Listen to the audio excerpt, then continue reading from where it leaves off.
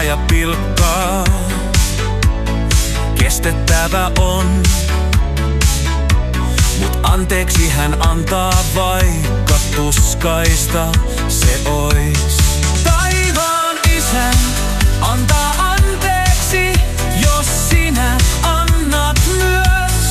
Taivaan Isä armahtaa, jos katkeruuden työnnät pois.